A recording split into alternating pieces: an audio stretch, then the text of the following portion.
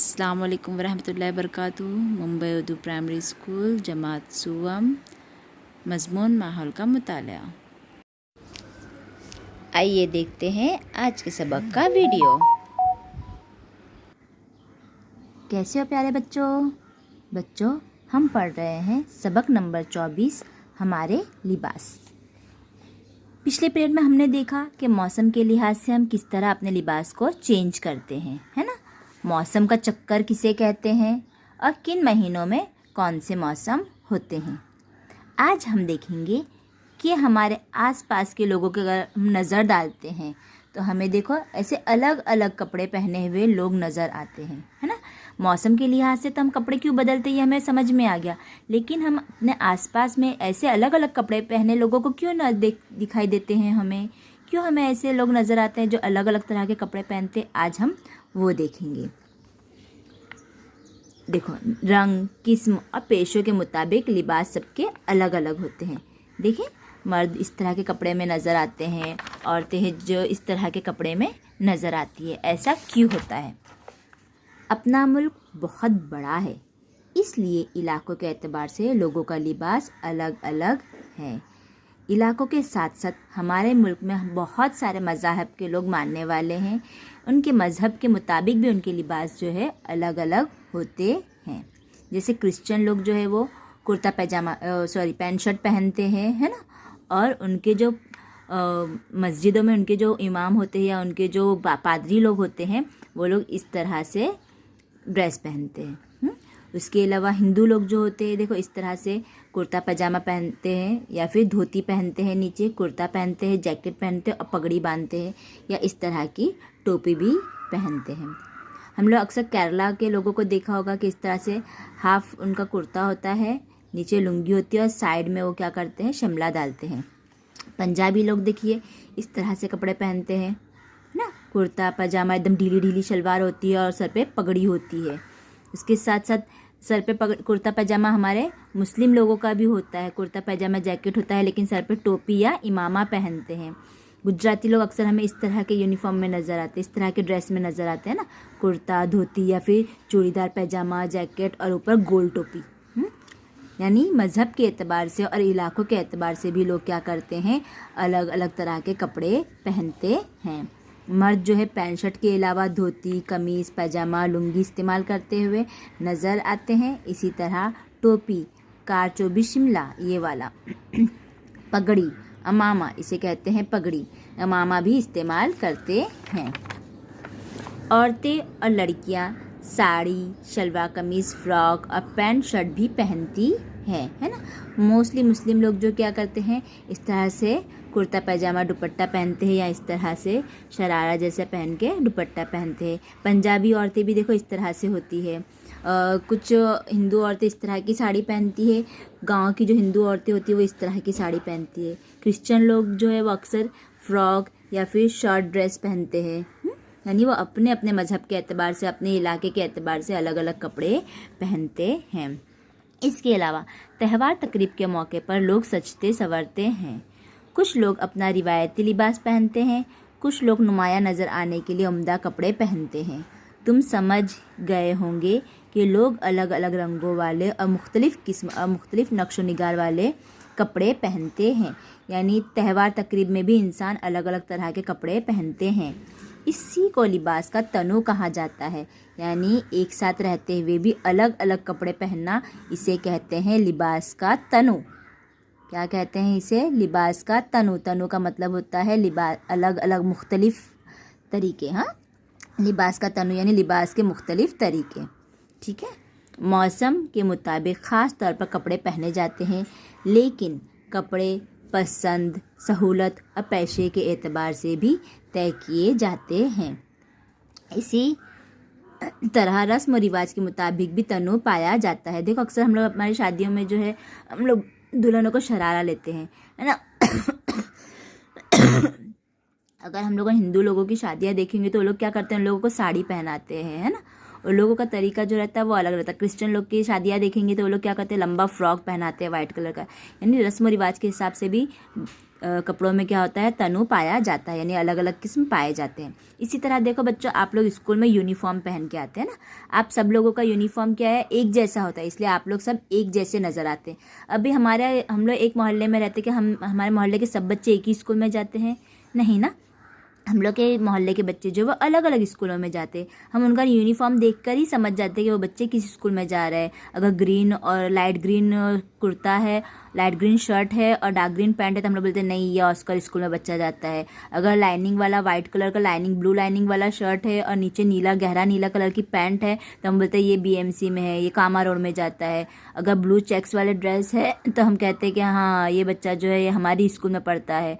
या फिर अगर ब्राउन कलर का है, चेक्स वाला ड्रेस है और ब्राउन कलर की प्लेन पेंट है, तो हम कहते हैं कि नहीं, ये बच्चा जो है फारूक स्कूल में जाता है। लाइट चॉकलेटी कलर का अगर कुर्ता पजामा है, तो हम बोलते हैं नहीं, ये बच्चा मिल्लत स्कूल में जाता है। यानी यूनिफॉर्म जो है, उनका यूनिफॉर्म बताता है कि वो बच्चे किस स्कूल में जाते हैं।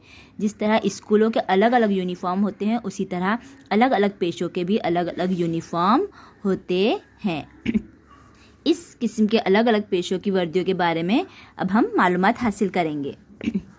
अब देखिए यहाँ पर, जैसे वकील है, वकील क्या करते हैं, लंबा इस तरह का कोट पहनते हैं और गले में इस तरह की टाई बांधते हैं, है ना। इस तरह का ड्रेस जो है फौजियों का होता है ना। इस तरह का पुलिस का ड्रेस होता है। अगर ये ड्रेस पहने तो हम किस फट से समझ जाते हैं कि ये कौन है, ये फायर ब्रिगेड के लोग हैं, आग बुझाने वाले लोग हैं। इस तरह का अगर जैकेट पहने हो, ऊपर गले में ऐसा है, तो हम क्या कहते हैं, ये डॉक्टर है ना। यहाँ इस तरह से अगर ड्रेस पहना होता है, ऊपर सर पे ऐसी टोपी होती है, तो कहते हैं ये नर्स है। इस तरह के ड्रेस पहने हुए होते हैं तो कहते हैं, चाहे वो लड़के ने पहना हो या लड़की ने पहना हो, तो हम समझ जाते हैं कि ये कौन है, पायलट है ना। ये क्या है, पायलट है, ये हवाई जहाज़ उड़ाते हैं। यानी हम ड्रेस देखकर, उनका यूनिफॉर्म देखकर ही हम समझ जाते हैं कि वो कौन सा पेशा करते हैं। अब देखो यहाँ पर कुछ सवालात दिए हुए हैं, आपको इसके जवाब देना है। मैं सफ़ेद कोट पहनकर लोगों की जांच करता हूँ। बोलो मैं कौन हूँ? सफ़ेद कोट पहनकर कौन जांच करता है? डॉक्टर। मैं नीले कपड़े पहनता हूँ, कहीं आग लग जाए तो बुझाता हूँ। कौन? फायर ब्रिगेड के लोग, है ना, फायरमैन। मैं दवाखाने में रहकर मरीजों की देखभाल करती हूँ, यानी कौन? नर्स। मैं मुल्क की हिफाजत के लिए हमेशा तैयार रहता हूँ, यानी फौजी। अब देखिए यहाँ पर, आओ दिमाग पर जोर दे। नसरीन को अपने मामू के घर पैदल जाना है, लेकिन ज़ोरदार बारिश हो रही है। बगैर भीगे हुए मामू के घर जाने के लिए इसे क्या करना होगा? जी हाँ, इसे रेनकोट पहनना होगा या फिर छतरी का इस्तेमाल करना होगा। छतरी में भी अक्सर हम लोग भीग जाते हैं, लेकिन अगर हम लोग रेनकोट पहने तो हम लोग अंदर से बिल्कुल सूखे रहते हैं। यूसुफ ने ऊनी कपड़े पहन रखे हैं, जिसकी वजह से इसे गर्मी महसूस हो रही है। इसके लिए कौन से कपड़े पहनना मुनासिब है? देखो, उसने ऊनी कपड़े पहना है तो उसको बहुत गर्म हो रहा है, तब इसको कौन से कपड़े पहनना चाहिए? यानी गर्मी का मौसम है तो उसे सूती हल्के कपड़े पहनना चाहिए। ठीक है। अब देखो यहाँ पर क्या करेंगे भला। माजिद और सानिया एक सद मुकाम पर पिकनिक के लिए जाने वाले हैं। तुम्हारे ख्याल में इन्हें इस्तेमाल के लिए नीचे दी हुई चीज़ों में से अपने साथ क्या क्या ले जाना चाहिए? तुमने जिन तस्वीरों को चुना है, इनके नीचे दिए हुए चौकोन में सही निशान लगाओ। यानी आपको लगता है कि लोग सर्द मकाम पर जा रहे, तो लोग को पिकनिक में ये चीज़ें ले जानी चाहिए, तो उसके ऊपर आपको क्या करना है? सही टिक करना है। जैसे यहाँ पर देखिए, है ना, ये स्वेटर जैसा है, हुडी जैसा है, जो टोपी के साथ होता है स्वेटर, तो ये इसे ले जाना चाहिए यानी सर्द मकाम पर। जी हाँ, तो इससे सही का निशान लगाएंगे। दस्ताने, हाथ के दस्ताने ले जाने चाहिए या नहीं? ले जाने चाहिए। ऊनी टोपी ले जानी चाहिए या नहीं? ले जानी चाहिए। स्वेटर भी ले जाना चाहिए। सादा शर्ट से क्या उसको सर्दी कम होगी? नहीं। इसके साथ साथ मफलर ले जाना चाहिए। इस टोपी से इसको कोई फ़ायदा नहीं पहुँचेगा ज़्यादा। इस किस्म की चप्पल से भी उसे सर्दी महसूस हो सकती है। हाँ, अगर वो जीन्स ले जाता है तो उसे भी थोड़ा सा गर्म महसूस होगा। उसके साथ साथ जैकेट से भी उसे गर्मी महसूस होगी। इसके अलावा शूज़ पहनना उसके लिए बेहतर रहेगा, ताकि उसके पैरों पे ज़्यादा सर्दी ना लगे। और इस तरह के कपड़े अगर पहनेगा तो नीचे से पैर खुले रहेंगे, तो क्या होगा, उन लोगों को सर्दी लग सकती है।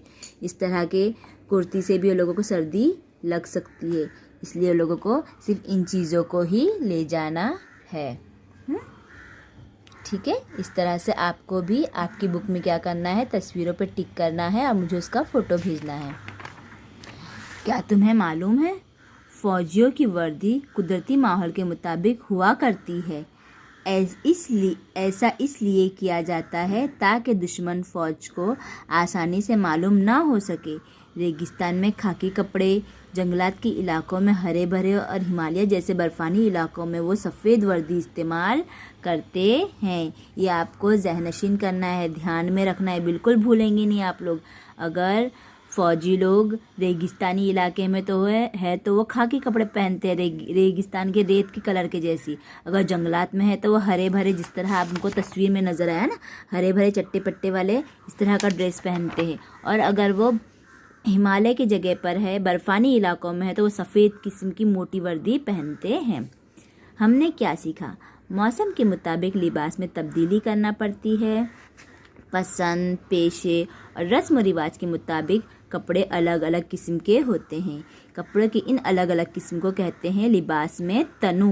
क्या कहते हैं इसे, लिबास में तनु। आपको ये बिल्कुल भी भूलना नहीं है लफ्ज़ तनु। तनु का मतलब होता है अलग अलगपन।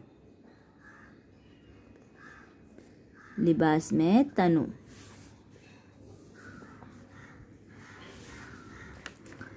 बच्चों, इसके सवाल जवाब मैं आपको भेज रही हूँ, आपको वो लिखकर मुझे इसके फ़ोटोज़ भेजना है।